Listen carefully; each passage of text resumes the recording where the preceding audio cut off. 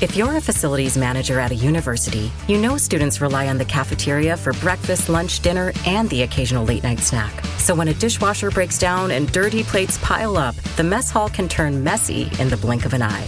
Enter Grainger. With over 1 million industrial-grade products and fast delivery, the product you need now is never far away. So you can turn that dishwasher back into a lean, clean washing machine. Call, click Grainger.com, or just stop by. Grainger, for the ones who get it done. It's the Opperman Report. Join digital forensic investigator and PI Ed Opperman for an in-depth discussion of conspiracy theories, strategy of New World Order resistance, high-profile court cases in the news, and interviews with expert guests and authors on these topics and more. It's the Opperman Report. And now, here is investigator Ed Opperman. Okay, welcome to the Opperman Report. I'm your host, Private Investigator Ed Opperman, and this show is brought to you by emailrevealer.com. Go to emailrevealer.com. You get a copy of my book, How to Become a Successful Private Investigator. You can also hire me for all kind of stuff like asset searches and locates, and even an online infidelity search. Also, check out oppermanreport.com. We have a special members section there with all kind of exclusive documents. As a matter of fact, we got to just put up a document on there. Speaking of our guest today, we put up a document on there last night. A letter from Jeffrey, the convicted pedophile, Jeffrey Epstein. We have a letter from his attorneys describing how Jeffrey Epstein, according to them, was helped found the Clinton Foundation. How do you like that? Okay, so we got that letter there from Epstein's own attorneys. OppermanReport.com. We got a lot of exclusive content, exclusive shows, and also documents. We got a really special guest, someone I've been looking forward to. He's a retired Secret Service agent, Gary Byrne. His book is Crisis of Character. A White House Secret Service officer discloses his firsthand experience. Wow, what a long title. Okay, his firsthand experience with Hillary, Bill, and how they operate. What do I call you, Officer Byrne? Gary's fine. Gary, okay. Mr. Gary Byrne, tell us about yourself. Who is Gary Byrne? Well, I'm from the outskirts of Philadelphia. I was raised mostly in Virginia, and I started my career in law enforcement with the U.S. Air Force. And then I went to work for the Secret Service Uniform Division. I was there for 12 years. And then after we were attacked on 9/11, I transferred from the Secret Service PD to the U.S. Air Force. Okay, so, and then how long did it take you to get into the White House? Well, when I first went to work for the Secret Service, as soon as I graduated, I worked at the White House. All the uniform division people, the uniform division guys in the Secret Service are the guys that you see in uniform around the outside of the White House, inside the White House, in the West Wing, the mansion, and they have fixed posts. They're also the emergency response teams for the Secret Service, the White House, the Vice President's president. They're also the sniper guys, and they do metal detectors for the President and the Vice President all over the world. So now, for a uniformed law enforcement officer, that must be like a dream job, right? It was. It was incredible, and I'm so grateful for it. Although, as I wrote the book, The Crisis of Character, the original title, actually, not many people know this, and I haven't talked about it much. The book was supposed to be more about my life. It is about my life, but it now focuses more on my time with the Clintons. But the original title was called Fence Jumpers to Hijackers. And once I got a publisher, it was funny because they said, we like that title. We see what you're trying to do with it, but we're not going to use it. So anyway, we came up with Crisis of Character. And it's not just about the Clintons' crisis of character. It's also about mine. Coming out and, as we call it in the Secret Service, talking out of school. But I felt compelled to write this book. I started it about a year and a half ago when I discovered Mrs. Clinton was going to try to run for the office of the presidency. I think it's important for the American people to know what the truth is about her, that she's not a leader, that she's somebody who clearly appears to have issues with anger.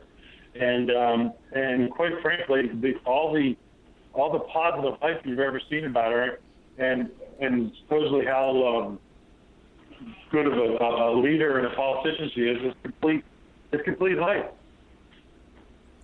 Now, what period of time were you in the White House?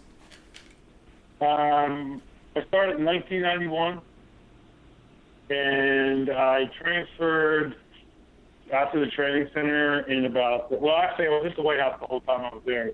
I was full-time from 91 to like 98 roughly, and then, but even when I was out the training center, I had to come back every weekend and cover duty at the White House. So once you get in the uniform division, the White House is, you'll basically work yourself to death there.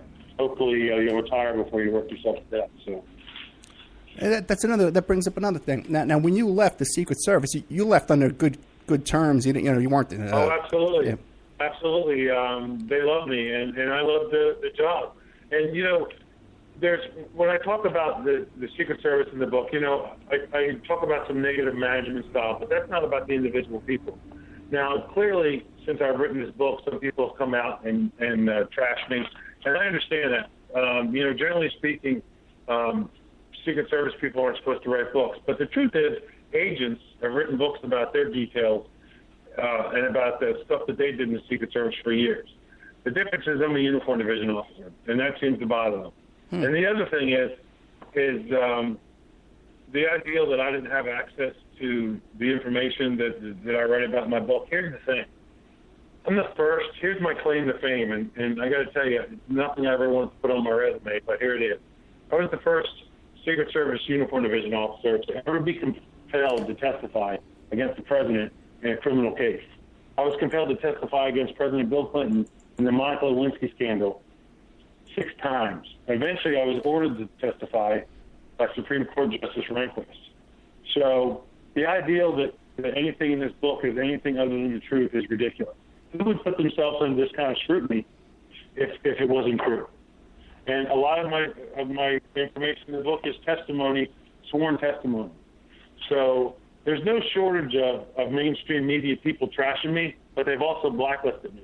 So they don't have any problem with people like on TV shows like The View and news reports of trashing me and calling me a liar. But they won't give me the 10 minutes that I need to go on there and tell my side of the story and set the truth right. So I just find it kind of ironic that they're busting under pressure from Mrs. Clinton's campaign. And she's running to be president of the United States, and she's squashing my First Amendment rights. And I can't prove it, but it is what they're reporting in the news that's happening. And I believe it's certainly the modus operandi of the Clinton machine. Okay, well, if you're familiar with the Lewinsky case, then you would also be familiar that you're not the first person to come under harassment and threats and intimidation by the Clinton machine. Not at all. You're right. It's the wrong list of people. Yeah, just recently I had Kathleen Willey on the show. Now, did you know Kathleen Willey? You know what? I remember seeing it. I remember when the story broke. I got to tell you, this is one of the ones that really hurts me. That woman, she believed in the Clintons. She was a volunteer for them. She helped them out. She got to the point in her life where she needed a paying job. Her husband was sick. So right. she had enough out there to actually get an appointment with the president. And she goes over there asking for a favor. And what does he do? I told her what she said, and I believe her. He tries to molest her or sexually assault that gropes her. And I find that incredible. And if here's the thing. If Kathleen Willey told that same story, walked in any police station in the country and told that same story, there'd be a bulletin put out for that person, and they would find them and do an investigation. But it's Bill Clinton. He gets a pass. And then Mrs. Clinton and all the other little Clintonites line up behind them and trash the victim. And it's incredible. I'm also doing, as a matter of fact, on Saturday, I'm going to be doing a show about Vince Foster, and I have Patrick Knowlton, who was a witness. He discovered the body of Vince Foster in that park over there, and he went through some troubling times after that. I'm very familiar with the incident. Okay, so you must be very familiar with what went on in the White House during the days of Vince Foster. Give us a little background. What do you think happened there? So, before I would glad to tell you anything I know. Before I start, have you ever heard the name of UD officer Hank O'Neill? No. So if you get a chance, look up Hank O'Neill on C-SPAN and watch his testimony. So here's the story. As soon as Vince Foster's body was found and identified, and the FBI was notified, the first thing they did was they called the Secret Service and asked the Uniform Division to post an officer outside Vince Foster's office in the West Wing in the legal counsel space. So they posted Officer Hank O'Neill. And Hank O'Neill was a good guy, man. I just can't tell you. It's so hard to describe to you the type of officer. This is a guy that had been there a long time. He was the go-to guy. Listen, the chief got a message that the guy out in front of Vince Foster's office, he picked Hank O'Neill. That's the kind of guy he was. So Hank stayed in post there, and shortly after, he gets there, Maggie Williams, somebody who worked with Mrs. Clinton, shows up. And I'm not anti-Maggie Williams. I had interactions with her. She was a nice person. But I know these things to be factual, and they were wrong. And they tried to get into Vince's office and clear it out. And eventually they badgered Hank so much and forced their way in there. And when he contacted our higher-ups, they said, well, let them in there, but keep track of what they're taking out. So he did. It ended up, again, another Clinton scandal. Poor Vince Foster kills himself, and it turns into this huge scandal because they couldn't follow directions. The Clintons are famous for these big government programs, but they can't follow the simple directions of police officers. They want all these rules and regulations for everybody else, but not themselves. It's one of the themes in my book that there's two standards. There's a standard for me and you, and there's a standard for them. So Hank watches what they take out, and they took out approximately 3 boxes full of stuff. And the investigation gets underway, and they subpoena Hank, and he tells the truth of what he saw. Then he ends up in Congress being ripped apart by the Democrats in Congress, and it was wrong. But I will tell you this about Hank's experiences. What I saw happen to Hank, I knew was going to happen to us when the Lewinsky story broke. So here's just another example of the Clinton machine. They jump from one scandal to the other. And the latest one is the email server. But as far as Vince Foster's death is, it was sad. It's clearly, this is one thing I will say about him. I didn't know him well. I used to see him around. The first time I saw him, the first thing that popped in my head was, here's a guy that does not want to be here. He looked so uncomfortable and so unhappy. He just didn't look like he wanted to be in his own skin. He looked miserable. And it was sad to watch it happen. What about allegations of an affair between Hillary and Vince Foster? I had heard that before, but I have no proof on it. I heard the same rumor that you had, but I don't really talk about that in my book, just because I don't really have any proof of it. But I had heard it, yeah. So now you had heard this while you were there working before the suicide. Oh yeah, and certainly the rumor circulated after his suicide too. Okay, so and then you're telling me that there's no doubt that items were removed from that office after the office was sealed by Secret Service. Yes, that's true. If Hank O'Neill said it happened, it happened. Like I said, if you get a chance to watch his C-SPAN testimony, you'll see what I'm talking about. Okay, I'll look it up and we'll attach it to this interview. Now, isn't that in itself a crime? There's a probate, and when there's a bot, right? Listen, when it comes to these guys, nothing seems to be a crime. One of the other things I talk about in my book, Crisis of Character, is how the Clintons tried to turn the FBI into their own private detective agency. And one of the FBI had a liaison that worked in the White House complex. His last name was Aldrich. And I didn't know him real well, but I knew him, well enough to say hi to him. And we passed the time once in a while, like, hi, how you doing, on West Executive Avenue, or a couple times outside my post, outside the Oval Office. And he told me one time, and I heard it from some superiors, actually, that he interacted with, and some other officers, that he was complaining about the Clintons thought the FBI was their private investigation service. They were asking for all these files. And he kept telling them, you can't do that. And as soon as he would put any pressure on them to say, look, we can't do that, they would go over his head, contact somebody at FBI headquarters, and then they'd badger him into doing it. And eventually it became another scandal, the Filegate scandal. And again, they just going to jump from one scandal to the other. And anybody who believes that a Hillary Clinton administration will be any different, all they have to do is go back a day and a half to what the FBI director just told us about the email scandal. Sir. Yeah, there's live, as we tape the show, there's live hearings going on right now in Congress, and they have Director Comey sitting there. And I tell you, I don't know if you've had a chance to watch this today. I apologize for taking you away from it if you wanted to watch it. No, it's fine. Yeah. No, it's good. But it's really I got to tell you, man. I got to tell you, I've been involved I was involved in a congressional hearing as well. I cannot imagine this is going to turn out well either for Comey or for Clinton. But back to Foster. No, yeah, go ahead. No, well, it won't let. Are you there? Yeah, are you there? Yeah, you're breaking up just a little bit. Whatever you were doing before when you were really close to the phone, was good. Yeah. Okay. Now, so everything that they get involved in seems to roll off their back.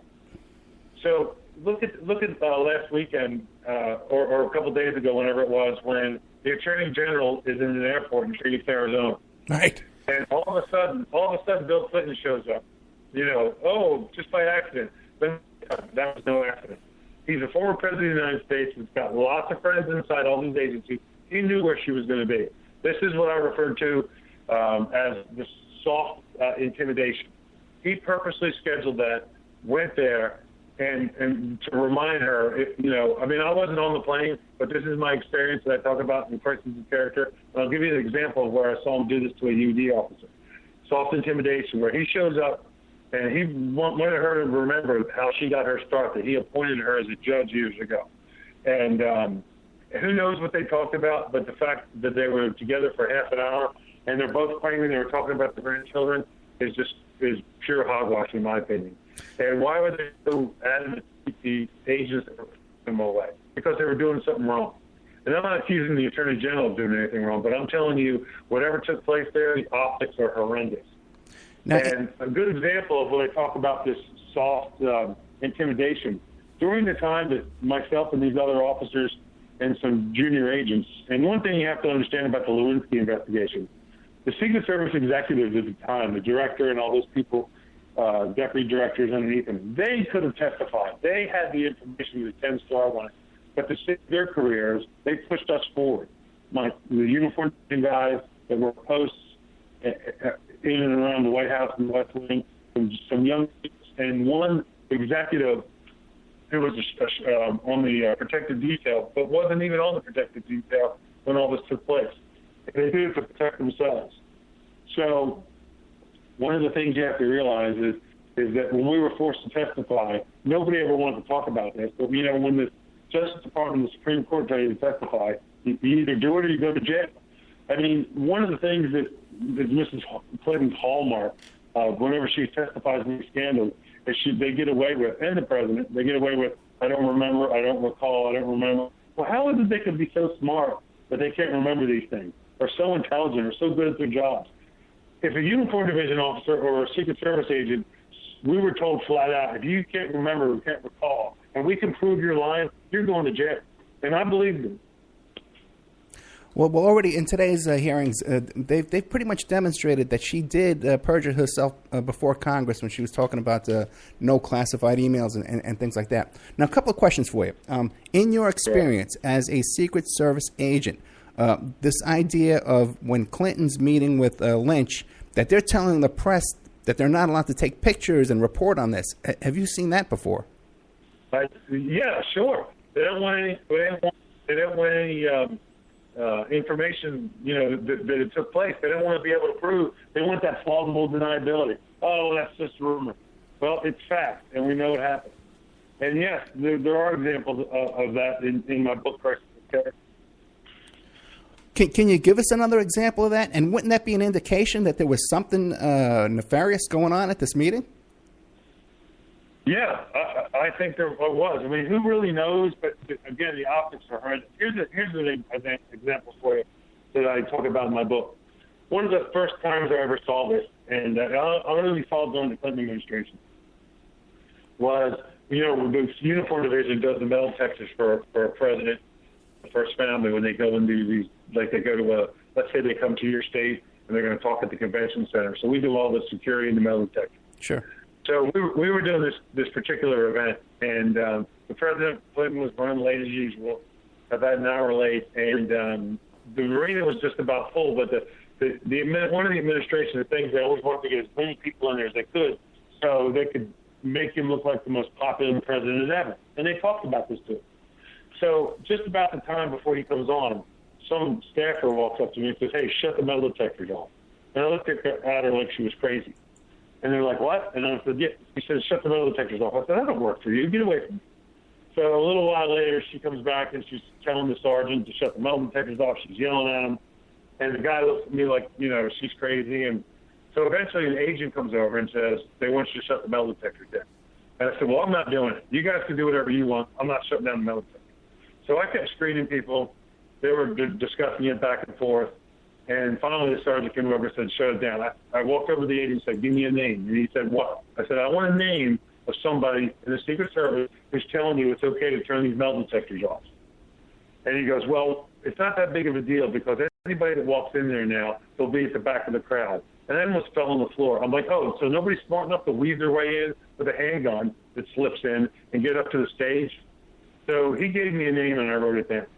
And so sometime later when we got back and we wrote reports on this and complained about it, they all tried to deny. "Oh, no, we didn't say that. We didn't do this."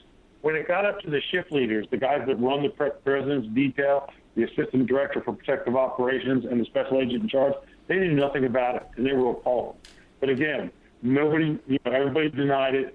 Oh, it never happened. I misinterpreted what they said. It was BS. We know what they wanted to do, and it was ridiculous. And that's an example of the Clinton machine putting their own lives at risk.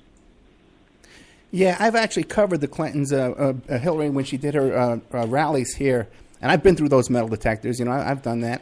And as a matter of fact, it's kind of funny, too, real quick, is when I left early, I couldn't take it. I couldn't take the screeching. And when I left early, the guys in the uniform at metal detectors, they says, "Hey, you can't come back in." And I says, "I don't want to." And they all left. So, yeah. So, it's got to be the same thing. So now, she was unliked by her security staff, correct? Yeah, well, she treated the Secret Service and the staff members in the military that worked there terribly. Here's just a story I like to tell people, and this kind of an idea of why I get so aggravated, about her behavior.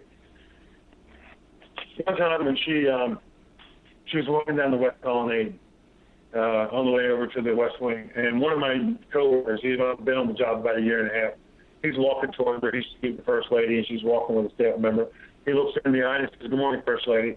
And she looked at him and said, "Go F yourself." Now, here's the thing about that. It's incredibly rude. It's wrong. And it's true. But here's the thing. 3 or 4 years before that, that guy was in the Army. He won a Purple Heart for an injury that he sustained early in the missions to Somalia. And then 3 or 4 years later, he's working for the Secret Service, still protecting his country and its leaders. And the First Lady of the guy who sent him to Somalia, where he got his Purple Heart, tells him to go F himself. I'm sorry, that's unacceptable. If you walked into your dentist's office and you saw your dentist treating his employees like that, you would run out of there like it was on fire. It's just insane. And I have many stories like this that are detailed in my book, Crisis of Character. Crisis of Character. I'd like to back up a little bit back to Vince Foster for a second. One of the elements of that story is that when he left the White House to go commit suicide, he never signed out of the White House. Now that's pretty much one of your jobs over there, right? Is that possible? Yeah. So here's the deal.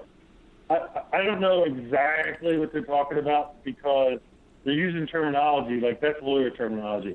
When you enter the White House, you have a pass around your neck, and the Secret Service people had them too, and they were different colors. Now ours were blue, which allowed us anywhere, and then we had a special mark on there that told anybody else that you were a gun carrier. For instance, the FBI agent Aldridge that worked in the White House complex, his pass had that little mark on it that let us know that he was a gun carrier. And anyway, although Aldridge didn't carry the gun all around the complex, but under certain circumstances he could. But so Vince had a West Wing pass. It was blue and would have had a W on it. And when you come in, you show it to the officer. And in some cases, at some posts, you actually swiped it. It had a chip in it, and then it recorded information. Now, when Vince left, he didn't necessarily have to swipe it. He could have walked out a vehicle gate that was open, or just walked out a gate that wasn't, where the officer just opened it for him. And the truth is, if anybody recognized him as being a senior staff member, they might have just opened the gate for him and let him out. Okay, so you don't find anything odd or suspicious about that, then? Not in that context, but again, I don't see the whole picture with this particular incident. Just recently, it's been revealed. You're familiar with the story about Jeffrey Epstein, right? About the Clinton Foundation? Well, not just about the Clinton Foundation, but the fact that Bill Clinton flew on Jeffrey Epstein's... This guy's a convicted pedophile. Yeah. And he flew on his plane 26 times, which is double what we previously thought. But now it came out that 4 of those times, he had to sign a waiver saying, I don't want Secret Service protection with me. Are you familiar with that? Right. Yes, I'm very familiar with that process. It's called signing off. And I know other protectees have done it for certain reasons. You don't want the protection, you have to sign off on it. You have to sign a legal document saying that you and or the law, Congress, can't hold them responsible. You've walked away from your protection. And yes, I'm familiar with that process. And all the times you were dealing with Clinton when he was president, did he ever do that? Not to my knowledge, no. And your experience as a Secret Service agent, have you've personally experienced someone doing that and signing off? Actually, I don't. I can't recall that, but I do have an incident where Mrs. Clinton tried to ditch her protection because she was so angry about something and walk off the complex. Amazing. Just amazing. Was this like the Beverly Hillbillies over there? Well, it's funny you should say that, but I remember when they first got elected, somebody had some political cartoonist drew a picture of the President and Hillary in a pickup truck with looked like it was right off a hee-haw, coming to Washington, and they're coming to the White House, and the officer and the agent stand out in front of the White House. The caption was, "Here we go again," and I guess they were referring to President Jimmy Carter, yeah, who did Georgia. So. Now, in your experience, your expertise, what would be a reason why Clinton would sign off on Secret Service protection in order to fly on a plane with Jeffrey Epstein, a convicted pedophile? Because he didn't want the agents to see what he was doing.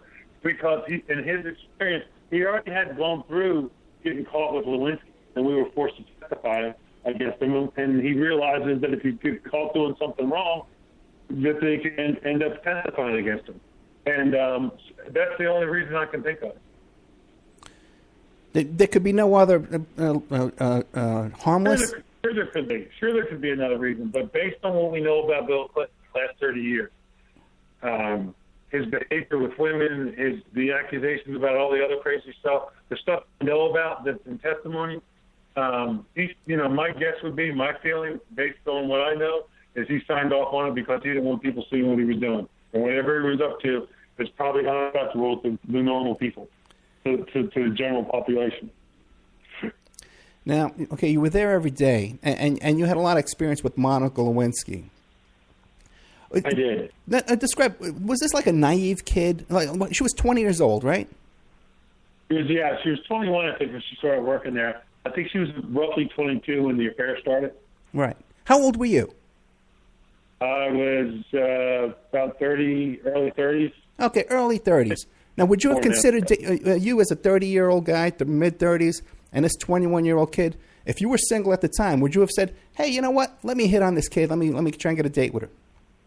No, I would not. First of all, one thing you learn about being in the Secret Service, and a lot of guys forget this and they end up doing it anyway, but there's an old saying, don't crap on the kitchen counter.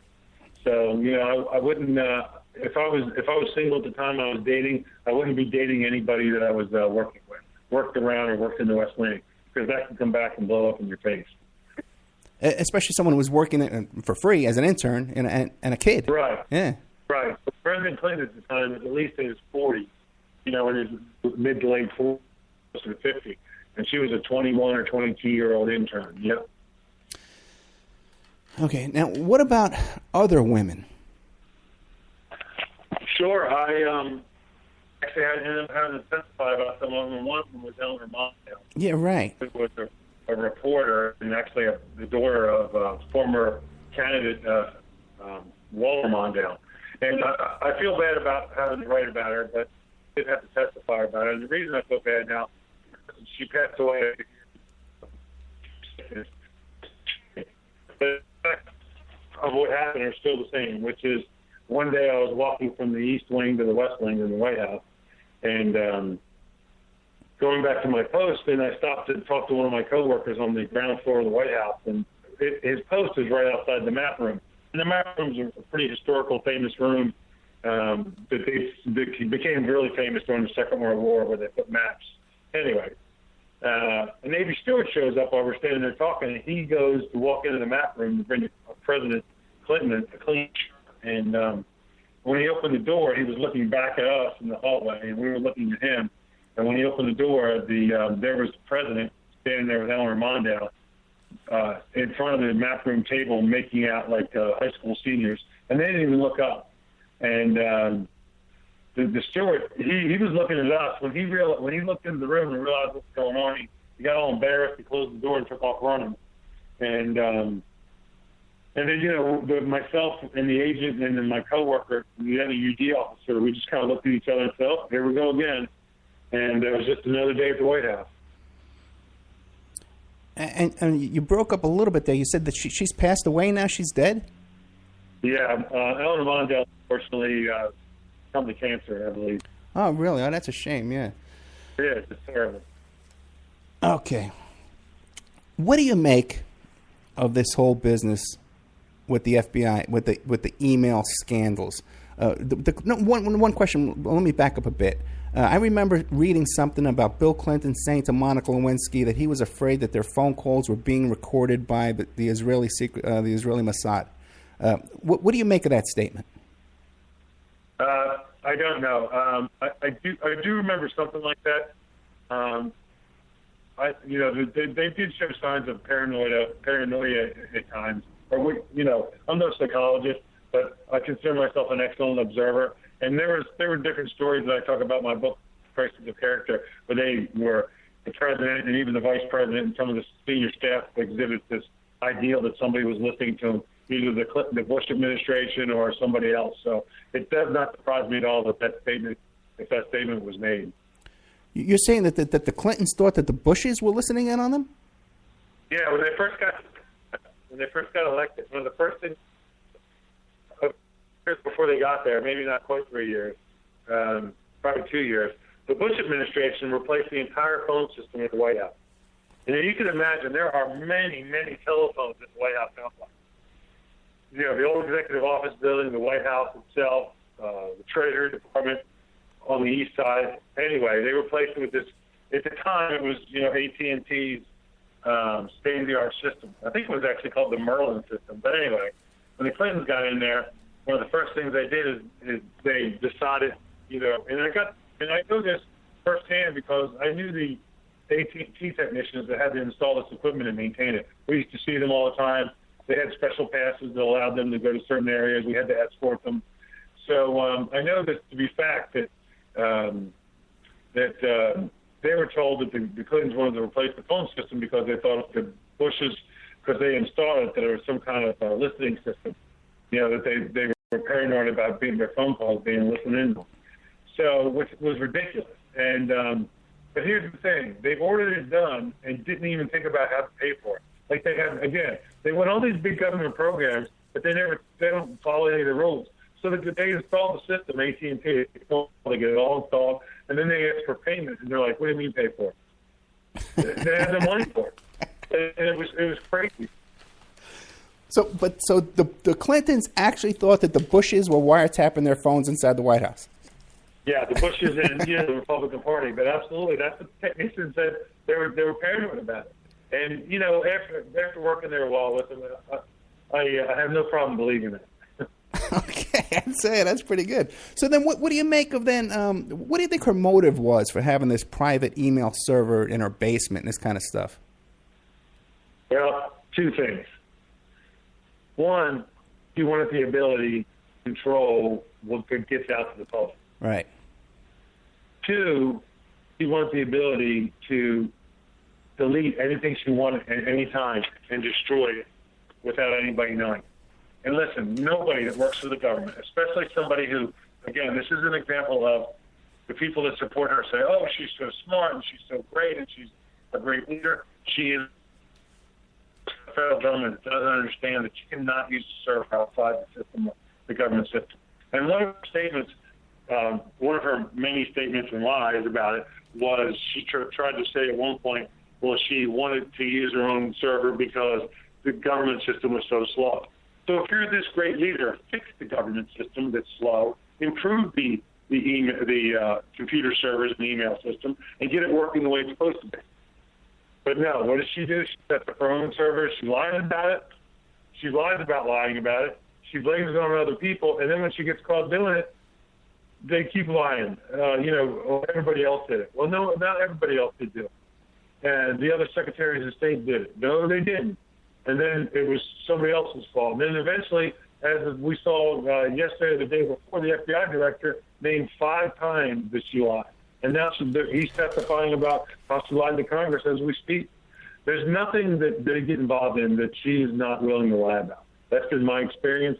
And if your listeners are nice enough to read my book and do a little studying, no matter how young they are, you'll see that this continuous circle of scandal, lying about it, deflecting it, and blaming other people is just the way they do business. Just recently, it came out this week, I think it was Uma Abedin said that daily Hillary Clinton would take her calendar, her schedule for the day, and put it in a State Department burn bag to be burned. Did you ever see anything like that? Yes, there is a process. I saw this at the White House. Now, I didn't work at the State Department, but there was a process at the White House. And Mrs. Clinton, when he used it, when she was there, or had the opportunity to use it, where around the West Wing and the working spaces, there's these burn bags. They look like big paper trash bags you might clean your yard up with in the winter or the fall. Right. And they have an orange stripe on them, and it says classified or something on there. And every day, twice a day, a uniform division officer goes around, collects these burn bags, staples them closed, and then takes them over to the incinerator, and they're burned. So that is a process. Okay. I also had Sally Miller on the show. She was one of Clinton's mistresses way back when she came out in the Troopergate What was her name? Sally Miller. Oh, sure. I remember her stories, and yeah. Yeah, the beauty queen. Yeah. Now, she said to me a lot of stuff. As a matter of fact, she came on my show. It was the first interview she did in 20 years. Now, she came on the show, and she said that they were both drug users. Any indication of that? I'm sorry, what was that? She said that they were both drug users, cocaine, marijuana, that kind of stuff. Did you see any indication of that?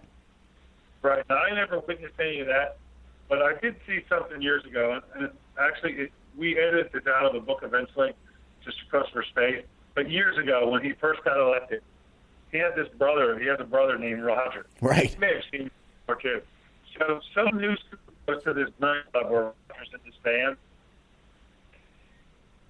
You know, people, and Roger gets a few drinks, and the reporter asked Roger, does his brother use drugs and cocaine? And he said, the only thing my brother wants stored up is the white line on the side of the road. Now, I saw this on TV one time and never saw it again. But, other than that, I never saw any evidence of drug use by Mr. and Mrs. Clinton. There was some issues with drug use of some of the younger staff people, and that got straightened out pretty quick. Yeah, people should note, too, that Roger Clinton was actually convicted of possession with intent to distribute a pretty large amount of cocaine, and he was pardoned by his brother.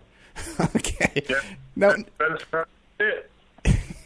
What about Hillary now? She has a reputation of being she can drink you under the table. Yeah, I don't have any experience with that either. Really? Yeah, I've never seen her drink anything you come to think of. So I don't really have any. It's not like I socialize with them, and even all the events I ever worked for them. Like I never saw her personally. I never remember taking a drink. Me personally, I never saw it. Okay, well, there you go. That goes a lot to your credibility. That when you haven't seen it, you come right out and say, "Listen, I haven't seen it." Sure. What about the hot sauce, the famous hot sauce? She claims she carries in her purse all the time. Have you seen that? No, I have not. I did hear the story, but I've never. Okay. Boy, the audio is so bad. They should have. Maybe they can have a congressional hearing to see to get to the bottom of this hot sauce claim. Yeah, well, don't hold your breath. No. Oh, okay. Now the FBI investigated the Clintons with the email server and stuff like that, and this is pretty. I think everyone's finding this hard to stomach that they would come back without an indictment, considering that there's just their recklessness was just so flagrant, knowingly with the server in the basement. So this plays into my book. There's two sets of rules. There's the rules for you and me, and then there's the rules for the Clinton machine. It's wrong, it's obvious, and everybody seems to tiptoe around it, and it's incredible. Do you think that at this stage that they have that kind of power to intimidate the director of the FBI into not indicting? Yeah. Do I think it's possible? I do think it's possible. I don't really know what's going on now. I will tell you, I mean, even if it's not true this time, how do we get to this point? If you look at all the stuff, I talked about the intimidation they tried to put on one of my coworkers when we were testifying in the Lewinsky case. Look at all the stories about intimidation from Arkansas. And, when they first came off from Arkansas, everybody said, oh, that's just tabloid. It's not true. Everything that happened down there that we heard about eventually ended up becoming true. And then some. It's just insane. You just can't make it up. And I have no idea why they have this Teflon skin ability, but they do. Nothing seems to stick to them. Can you give us any tidbits that maybe haven't been in the news that people wouldn't be familiar with regarding the Lewinsky situation? Let's see. Yeah, I'm sure I can. Let's see. Stuff about Lewinsky. Well, I talked about having been forced to testify against them. I will tell you, this might be interesting, and you'll certainly understand this having your background. So one of the things once we were subpoenaed to testify was we were all government employees, the Secret Service, the attorneys. So there was no attorney-client privilege, which basically eventually came to the conclusion that of the things we saw during this investigation, that every day after dinner, all these lawyers got together pretty much, and were eating at the same steakhouse. They were passing information back and forth, and that's certainly what I believe, but I came to the conclusion towards the end of the investigation. Hold on. You're saying that you believe that the Monica Lewinsky investigation and all that Ken Starr investigation was pretty much an old boys backroom kind of a... Yeah, experienced what I saw towards the end, and things that happened, and information that all of a sudden certain people knew about. It led me to believe the attorneys that were setting up were passing information to the Starr investigation. I certainly believe that. I can't prove it, but it's what I experienced over that long period of time. You're not the only. Yeah, you're not alone in that conclusion. In the guests that I've had on the show, what do you make of Ken Starr now being involved, being one of Jeffrey Epstein's attorneys, his defense attorney? I think it's just a strange bedfellow type thing. It's so bizarre just to think about it. So, but I will tell you, Jeff Starr is, he's a good attorney. So it is what it is. Listen, I'm actually running out of time. I have to do another show, so I'm going to have to sign off here. Okay, one quick question. Okay, I have a document here that came up in the Vince Foster investigation, and it's from an FBI agent named Jim Clemente. And it's a document about child abduction and serial killer unit, questions for a suicide expert, Vince Foster death investigation. Why would there be questions about child abduction and serial killers in the Vince Foster investigation? I have no idea. I have no connection. I have no information on that. That's the first for me. Okay, Mr. Byrne, thank you so much. I hope I can beg you to come back one time and fill in some more information for us. Gary Byrne, Crisis of Character. It's available on the Opperman Report website and also on Amazon.com. Thank you so much. Thank you. Bye-bye. Bye-bye. Okay, that's interesting stuff. I think and the audio was horrible, but I think we got a lot of great information out of Gary Byrne there. I think that other people haven't asked him. I think the headline, the breaking news, is the Clintons thought that the Bushes were tapping their phones inside the White House. What the hell's going on there? By the way, too, we had him booked for 1 hour, but then it turns out that his scheduler only had him for 15 minutes. So he gave us a great amount of additional time there as far as what his schedule was today. Great information there, though. Eleanor Mondale, by the way, the daughter of Walter Mondale, I was familiar with the allegations that she was having an affair with Clinton. And at that same time, too, it's also been alleged that she was having an affair with Arnold Schwarzenegger. So she was quite the got around the town, the socialite, you might say. Okay, let's see. Anything else here? A lot of information came out here with our friend here, Gary Byrne. I'm very happy with this interview. So I will be interviewing shortly Patrick Knowlton, who's the eyewitness who found the Vince Foster body. Then we're going to have William Ramsey come on and give his comments. As you may or may not know, he has a lot of personal knowledge about the Vince Foster case. Let's see, what else? This document that just came out, a letter from Alan Dershowitz and Ken Starr, and the attorneys for, and Jerry Lefcourt, okay, my old buddy. That came out. Jerry Lefcourt, you might not know, was the attorney for Yippies back in the 80s. He was the attorney for Abby Hoffman when he had that coke case. But they just released a letter that the Jerry Lefcourt and Alan Dershowitz wrote to the prosecutor in their plea negotiations for Jeffrey Epstein, the convicted pedophile, that Jeffrey Epstein, a member of the Council on Foreign Relations and the Trilateral Commission, was also pivotal in founding the Clinton Foundation. So, as you can see, these scandals just kept getting deeper and deeper and deeper. You heard Gary Byrne describe how much is involved in someone under Secret Service protection to opt out. You have to sign a legal document saying, I'm opting out of Secret Service protection. And we know for a fact that former President Bill Clinton did that 4 times in order to fly on a private plane with a convicted pedophile, Jeffrey Epstein.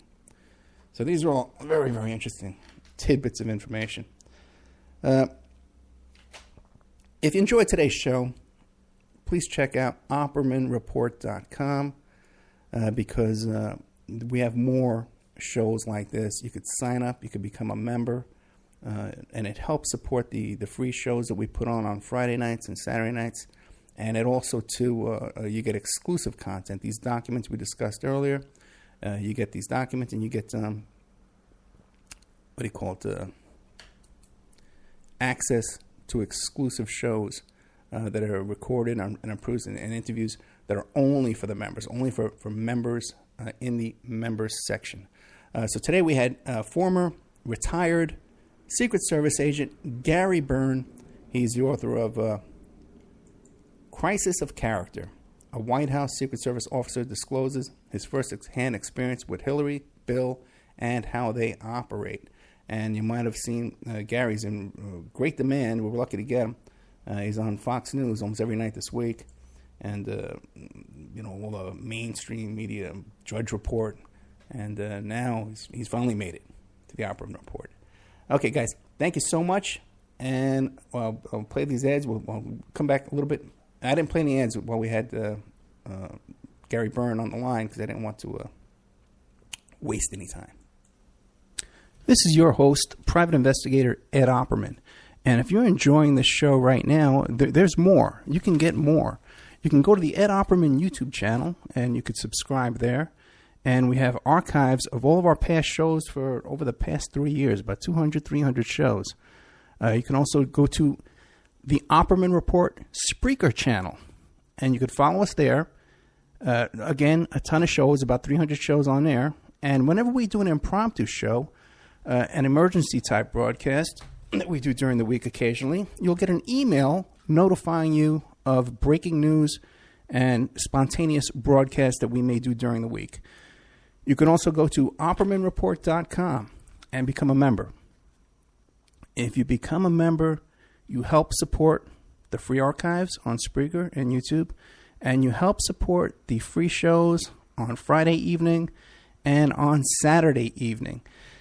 Each of these shows, Friday evening and Saturday evening, are carried for free on 7 internet stations, okay?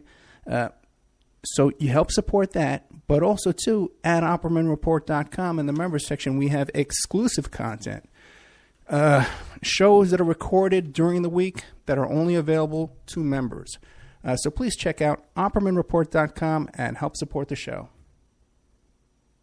The son of a Polish immigrant who grew up in a Brooklyn tenement, Bernie Sanders. He went to public schools, then college, where the work of his life began, fighting injustice and inequality, speaking truth to power. Bernie moved to Vermont, won election and praise as one of America's best mayors. In Congress, Bernie stood up for working families and for principle, opposing the Iraq War, supporting veterans. Now he's taking on Wall Street and a corrupt political system that holds up a rigged economy. Bernie's campaign is funded by over 1 million small contributions from people like you. He's fighting for living wages, equal pay, and tuition-free public colleges. Bernie Sanders. People are sick and tired of establishment politics, and they want real change. Bernie Sanders. Husband, father, grandfather, an honest leader, building a movement with you to give us a future to believe in.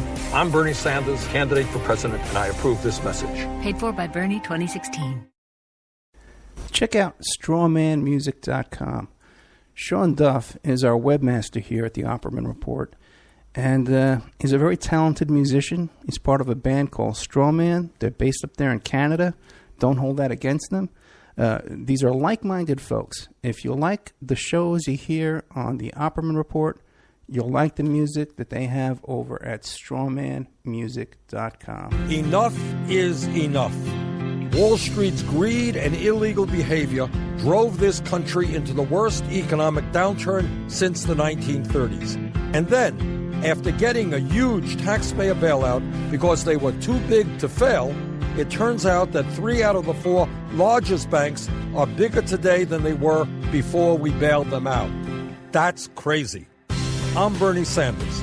My plan: break up the big banks who are strangling our economy and make them pay their fair share of taxes. Then we can invest in the middle class, expand Social Security, and provide universal college education.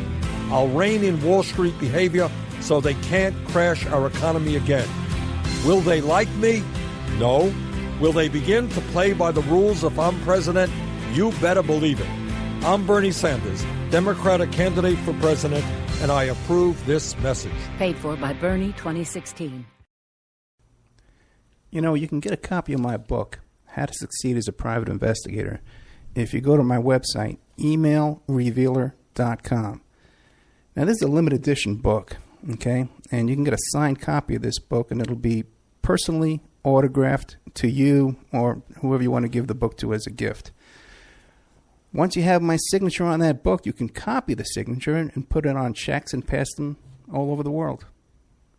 Emailrevealer.com. Get a copy of my book, How to Succeed as a Private Investigator.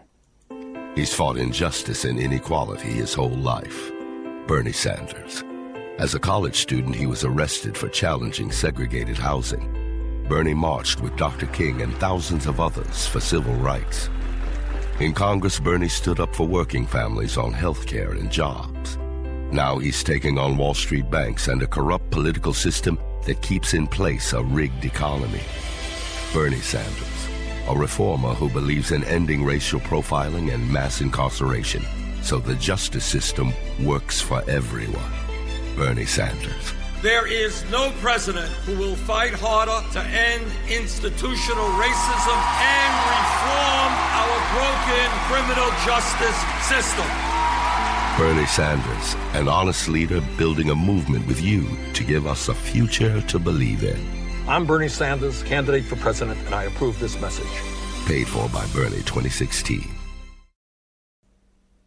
Okay, welcome back to the Opperman Report. I'm your host, Private Investigator Ed Opperman.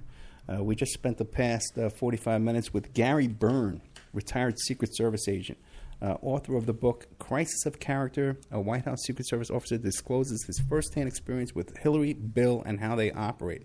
A lot of great information came out there. Oops, I just screwed up. Want to promote William Ramsey, producer of the Opperman Report, and part of this group, Occult Investigations, just released the new book, Children of the Beast, Abomination and Prophet of Evil.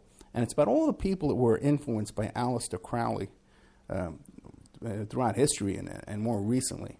As you might know, William's written some great books about the West Memphis 3 and about 9/11. Incredible work, incredible information. So now his new book just came out, Abomination. Oh no, the old book was Abomination, Devil Worship, and Deception in the West Memphis 3 Murders. But this newest one is all about Crowley directly. Also, too, I want to support my friend Dave Miller, who is the head of Adventures in Life Ministry, who is going down to Mexico now to distribute these water filters.